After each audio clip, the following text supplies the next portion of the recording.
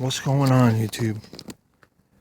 So you all know I did a video, on this Jeep replacing all 4 calipers. Alright, so but what happened after that video was I had 0 brakes. Changed all 4 calipers and I had 0 brakes. So let me show you what I did so far. First thing I did was replace the master cylinder. Alright, somebody told me, oh, you gotta replace the master cylinder. So I replaced the master cylinder. Then I started looking into the ABS unit. I saw a couple of videos online, so I swapped out the ABS unit. Got this at the junkyard, 40 bucks. Had to take this motor off, put another motor in. And I just sealed the bottom because no fluid gets in here. So I just sealed the bottom. There is this original seal, just extra precautions. And no brakes. So I put this master cylinder in, no brakes. Put this ABS unit in, no brakes. So I went with the booster. I put the booster in. And the brakes got better, but I had no brakes. So we got a situation here. And so I've been talking to my friend that knows a guy who is a really old timer who worked on cars, going way back. So he gave me some ideas to do. So hopefully we could get these brakes going. And it's because there might be trapped air in here somewhere. So anyway, I got some videos that I already did a while back as I was doing all this, but I didn't. Something happened with my phone. I couldn't record this booster. But that booster is brand new. Okay, so all this here is brand new. This is out of another car. It's out of a 97. I checked the power, make sure I was getting power to the motor, and I got power to the motor. So now we gotta figure out what we're gonna do from here. And so I gotta get my tools cleaned up. I gotta get my tools put away. And guys, it's getting cold. It's getting cold here. Well, I got the wood stove going here. I don't know if you can see anything coming out of it, but so let's go ahead. I have videos that I have to clean off my computer. Alright. So we're going to start off with whatever I was doing at that time. And we're going to do clips of the videos so we get caught up to time here. And just so you know, I did put a new booster in. So let's go ahead and get on with the video. And we're going to figure this out together, guys. We're going to figure all this out together. This Jeep will have brakes again. We'll have brakes again, okay?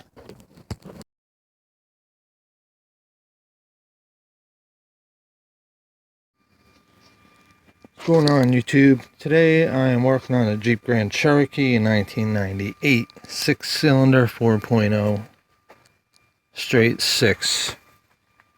The problem here was I put new calipers on all 4 tires, and I got myself into a situation. Okay, here's the old one, still full. Here's the new one. It goes the other way. This end will go this way. Okay, so here's the booster. And you can see there's a lot of rust around there. And that rust has to be cleaned. So I'm working on, let me get in here a little more. Working on cleaning that. And I'm going to throw some paint on there. And then I'm going to install the new one. And there is a gasket that comes with it. So that's what might have been, you can see rust on this gasket. I don't know if you can see that right there. There's a little rust. So, oh, wait a minute. Looks like some damage down there. The gasket on the bottom don't look right. Oh, I'm leaking stuff all over the place. I got my light on so you can see a little better. See those 2 bolts? And you got 2 on this side. So we got a brand new tank and master cylinder, and we're gonna hook this up. Get these in place. Nothing else comes off, just these 2. And those 4 nuts on this container. Alright, we got some bleeding kit here. I don't know. I got something planned for myself that I'm gonna bleed with and try to do everything in one shot. And once I get everything tightened up and we're gonna start bleeding, I'm gonna show you how I'm gonna bleed this thing. So I got the new master cylinder in. I filled it with fluid, and we got a tube sticking in here. Now I'm gonna bleed the master cylinder.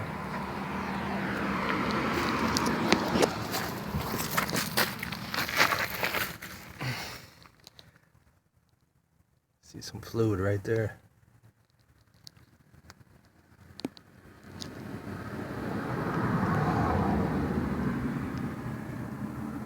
I see a lot of air right there. Wow, a lot of air in that tube. See what happens. I'm gonna pump it for a little bit.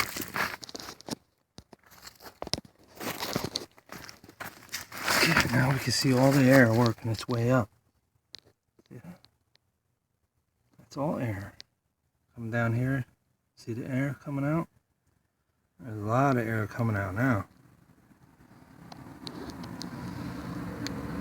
A lot of air. Okay, I've been pumping for a while and I'm still getting bubbles. I don't know if this is good or if maybe something else is going on. A lot of, I don't know if that's debris or bubbles, tiny bubbles. And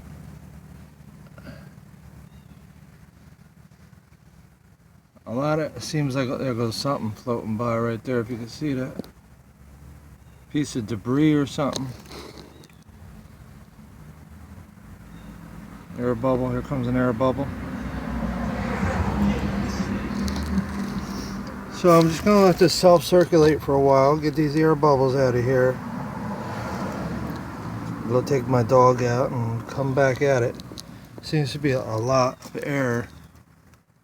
So I already had this tube clear, full of liquid with no bubbles, and all of a sudden I'm getting more bubbles, so gotta keep pumping the pedal. Oh yeah, I bled the brakes with the hose. Got all the air out of here. So now it's like I'm looking at this here, and I think I'm going to take this ABS unit, I'm going to take this out. So I went to the junkyard and got another one. And the brakes were firm, you know, the brakes were real firm. Even with this off, I push the brake, mine goes slowly to the floor. So, you know, I got another one for 40 bucks out of the junkyard. Wasn't much there, you know. This is all rusted in here.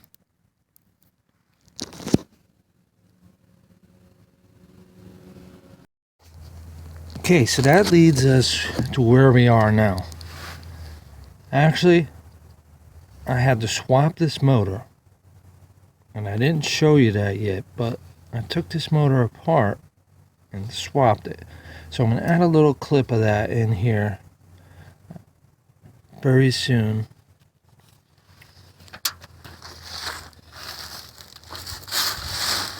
Now I also had to check fuses multiple times inside and out, and I did have a few blown fuses, okay? So you want to check your fuses. Make sure nothing is blown and replace whatever needs to be replaced. How the leaves get in here, I have no idea. I just don't get it.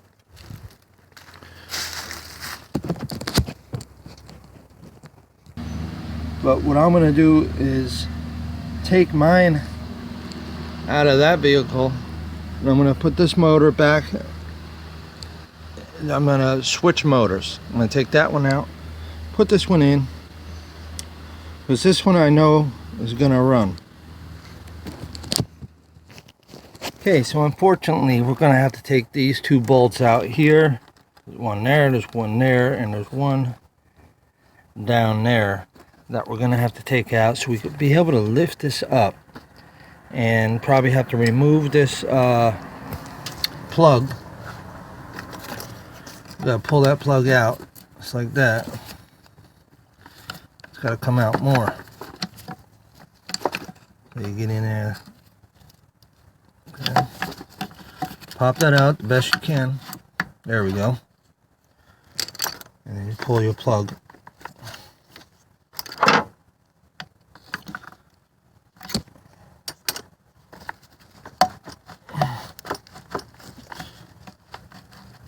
There we go. And get your plug out the freaking way here. You know what I mean? So we're going to have to pull this unit up a little bit to get the torque,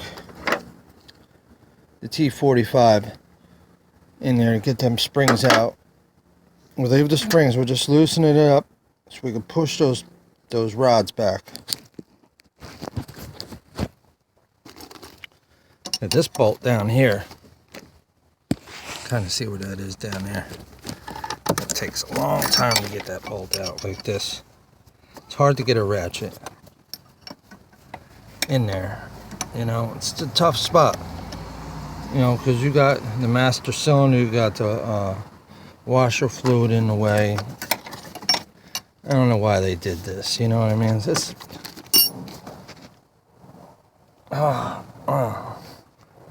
they could have made this one much smaller, you know, so you didn't have to I gotta keep going. I thought I was almost done. That's why it's still going.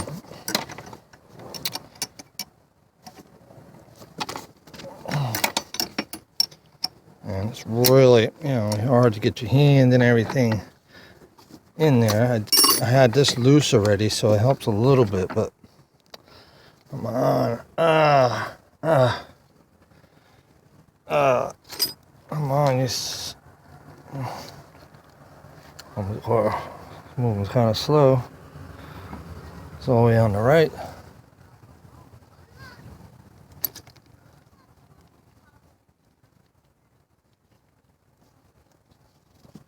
There we go. We got it. We got it. Okay. Okay, I got lucky. I'm just going to put the other motor in. See, that stayed there. The spring didn't collapse. Now, I didn't have to take all this off. I got lucky, guys. I'm going to go put this other one in. Okay, guys, this gasket's really hard to get in place. So I got some gasket maker here. I'm going to put some around there just in case.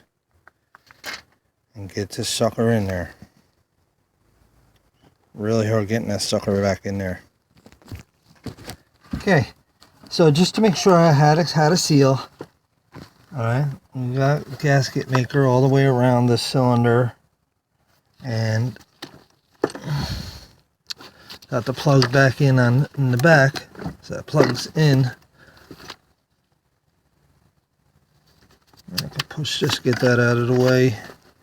And we can then go ahead and get our two screws in. And then our third one. Okay guys, so this is where we left off, okay? So this is in. The bearing has no seal, okay? So I just went a little bit extra silicone heat resistance because of this right here.